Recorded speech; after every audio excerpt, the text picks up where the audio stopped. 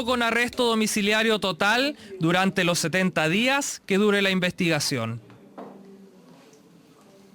El 64% de los franceses está a favor de continuar las protestas y movilizaciones en contra de la reforma de pensiones del gobierno y un 45% quiere endurecer el movimiento. Esto luego que el sábado el presidente Macron promulgara la impopular normativa. Vamos a analizar la reforma, el contexto que se da en el país europeo. Para eso estamos en contacto con Stephanie Alenda, directora de investigación de la Facultad de Educación y Ciencias Sociales de la Universidad Andrés Bello. Muchas gracias por acompañarnos. Muy buenos días. Muy buenos días. Muchas gracias por la invitación. Muchísimas gracias. A ver, y de hecho esto se da con los hitos que se ha dado en términos de la reforma de pensiones del gobierno de Macron, de la insistencia del Ejecutivo y la crítica que se ha dado por, de alguna manera, constitucionalmente hablando, porque está dentro de la Constitución en este caso, poder no pasar por el Congreso francés y finalmente poder aprobar esta reforma. El Consejo Constitucional, de hecho, le da el visto bueno, digamos, a la maniobra del Ejecutivo galo en este caso. ¿Cómo evaluar lo que ha sido los últimos días en una crisis que se mantiene, por lo menos desde este punto de vista? Sí, bueno, el Consejo Constitucional efectivamente dio el visto bueno a la reforma y eso es parte precisamente del problema, es que lo que se esperaba era no tanto un rechazo, por supuesto, nadie esperaba que desautorizara de alguna manera al gobierno, pero que por lo menos se pronunciara de manera un poco más crítica sobre la reforma. Y en realidad no fue así, digamos que la aprobación un poco enciende la protesta de nuevo, ya que la gente no está para nada favorable a una reforma que ha sido tomada de manera demasiado vertical y que da la sensación de que en Francia lo que se está hablando actualmente no existe democracia, digamos, ¿no? Porque se ha recurrido a un artículo de la Constitución, que es el artículo 49.3, que se ocupa precisamente cuando no hay mayoría en la Asamblea Nacional, pero esto al mismo tiempo fue interpretado y fue vivido como una imposición de una reforma que es muy,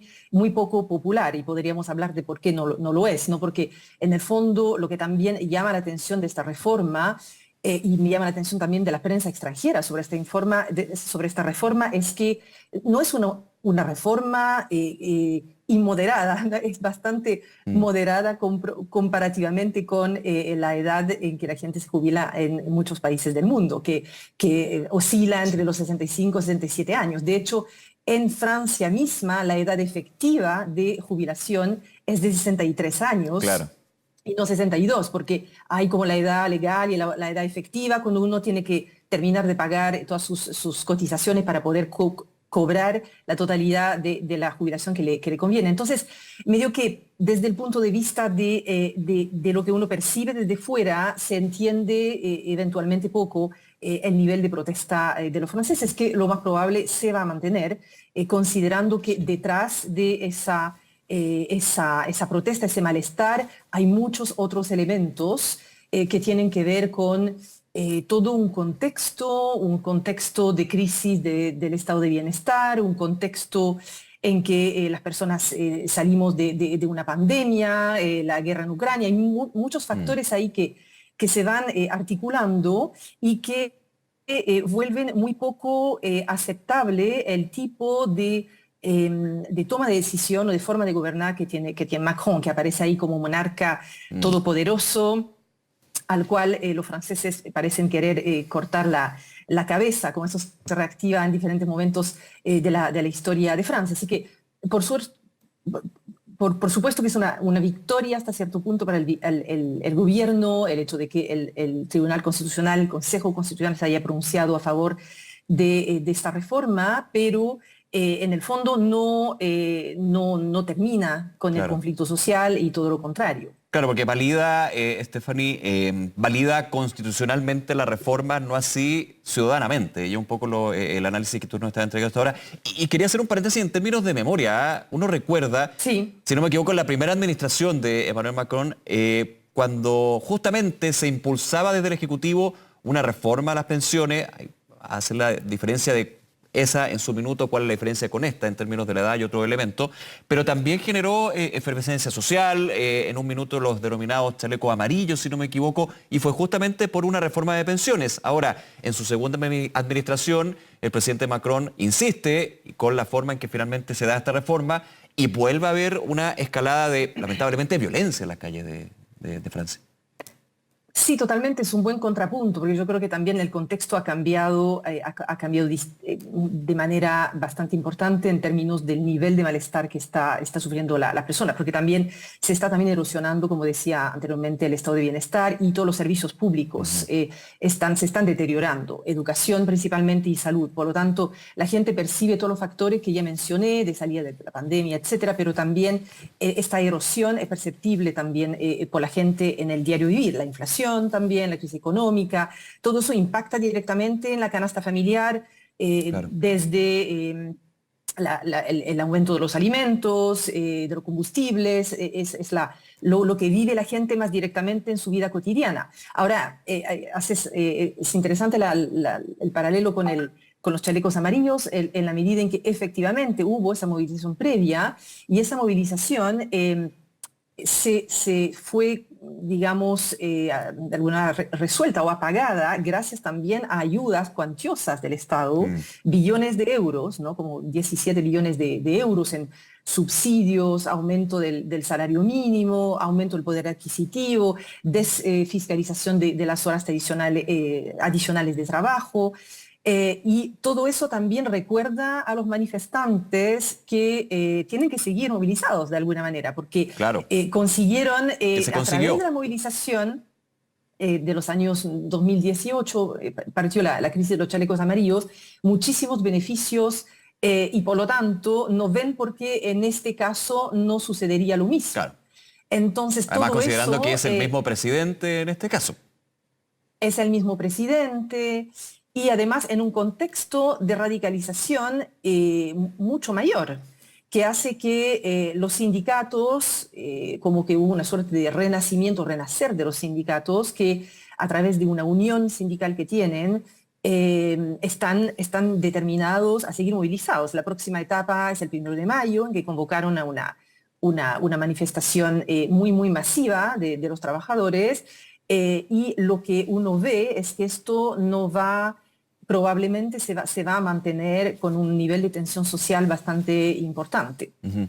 Ahora, aquí obviamente también hay que ir cotejando en términos de la postura que ha tenido el Ejecutivo, el presidente Macron, cuáles son los costos que asume finalmente, porque hacíamos un poquito el paralelo con hace años cuando se da esta crisis de los chalecos amarillos por el mismo tema.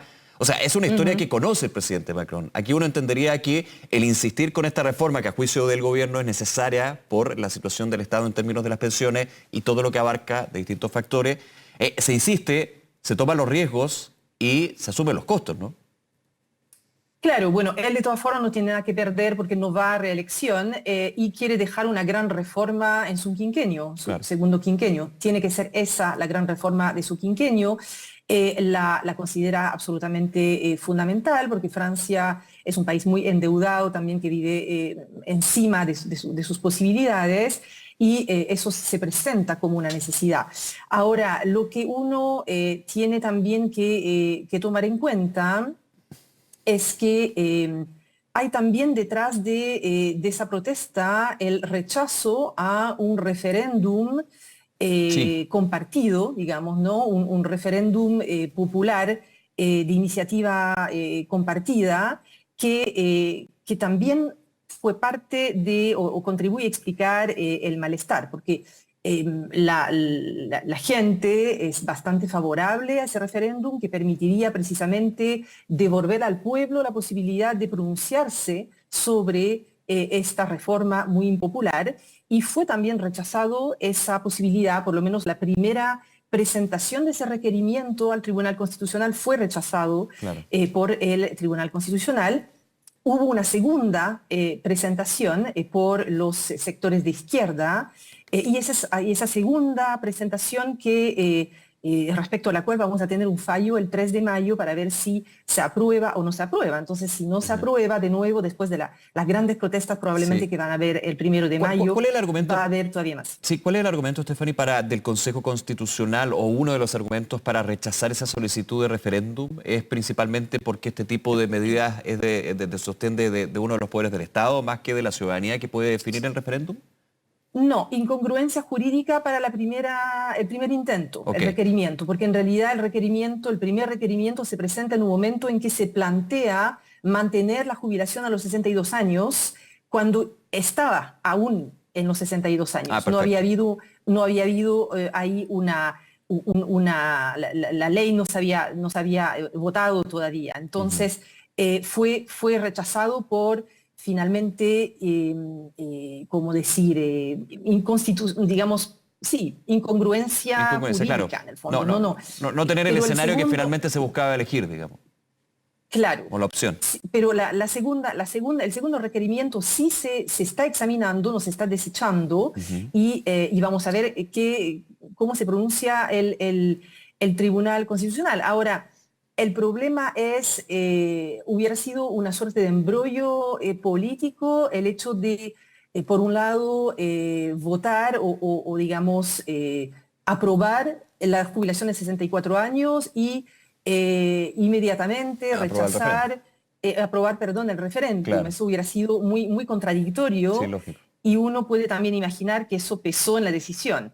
Pero ahora lo que no sabemos es si se aprobara ese referéndum, jurídicamente hay una suerte de vacío que no permite muy bien saber cómo sigue esto, ¿no? Porque finalmente la ley fue promulgada inmediatamente por Macron, lo que da poco espacio, como el mensaje que está dando es que precisamente no tiene muchas ganas de retroceder sobre esta reforma. Ahora, hay una locución de Macron también esta noche en Francia a las 8, que vamos a ver qué sale de ella. No hay muchas expectativas porque finalmente una locución presidencial de este tipo ocupa un formato comunicacional muy vertical. Sí. No sé si es la mejor fórmula para dar una sensación de empatía, de horizontalidad. Ya hay un boicot a mirar esa locución de parte de diferentes sectores, y lo más probable es que Macron ahí recuerde todas las reglas de funcionamiento de la democracia autorizadas por la Constitución y diga: nos ceñimos a la Constitución, han sido respetadas todas las reglas para la adopción de esa ley, ya que el texto al final ha sido adoptado después de más de 100 horas de debate en el hemiciclo, cuando se escucha en la calle que ya no estamos en democracia. Y frente a eso, por supuesto, el argumento es que ni los sondeos de opinión ni el número de manifestantes pesa tanto como finalmente el respetar el funcionamiento de las instituciones, ¿no? Ahora, va a tratar también de probablemente reconquistar su base política de centro y centro-derecha, comunicando que si el poder no es capaz de resistir a los manifestantes y a la opinión pública, ya no es un poder y nadie puede gobernar en Francia. Y tal vez va a tratar de ser un poco más empático, reactivando ciertos temas que son muy importantes, como por ejemplo todos los temas sociales, ¿no? De revalorización del trabajo, claro, de subsidios, en fin, claro, todo eso está los otros está por temas, verse hoy digamos, día. los otros temas, además del sistema de pensiones y la medida de aumentar la edad de jubilación, que finalmente son parte también de las manifestaciones. No sé si esos también han estado incorporados en las manifestaciones, no solamente el del proyecto en sí, la crítica política que se hace al gobierno. Sí, están totalmente incorporadas a la manifestación. Ya. La crisis, de todas formas, va más allá de esta reforma y como empezaba a plantear, ¿no? Estas manifestaciones reflejan un gran malestar de los franceses en relación al poder adquisitivo y muchos otros elementos que tienen que ver también con la sensación de que uno está con todo este tema de la vida que estaba cada vez más difícil en términos económicos, pero también tiene la sensación de vivir en una monarquía republicana en la que las élites no escuchan, el pueblo con muchos poderes concentrados en el presidente. Hay que saber que el presidente francés es uno de los jefes de Estado que concentra más poder en Europa. Entonces hay esa erosión del estado de bienestar, que eso duele a los franceses, con un déficit de inversión en los servicios públicos, como la escuela, la salud, donde se empezaron a instalar lógicas que son lógicas de rentabilidad, que hacen mucho sentido en la cultura política chilena, pero que chocan mucho con el modelo francés. Y también hay una percepción de que han aumentado las desigualdades y que el poder en el fondo las tolera, pues no hace pagar lo suficiente a los ricos. No hubo un aumento de impuestos a los más acomodados durante los 2 quinquenios de Macron, todo lo contrario, hubo una eliminación del impuesto de solidaridad sobre la fortuna durante su primer quinquenio. Y bueno, a falta de horizonte político, la tentación de radicalidad es muy fuerte. Bien, Stephanie, nos quedamos muy atentos, por supuesto, a la situación que se vive en Francia. Muchísimas gracias nuevamente por tu análisis y esta conversación con nosotros esta mañana. Muy bien. Muchas gracias por la invitación. Muy buenos días. Muy bien. Buenos días. Vamos a otro tema. En marzo, el alza de la canasta básica de alimentos fue menor a la esperada, solo un 0,1%.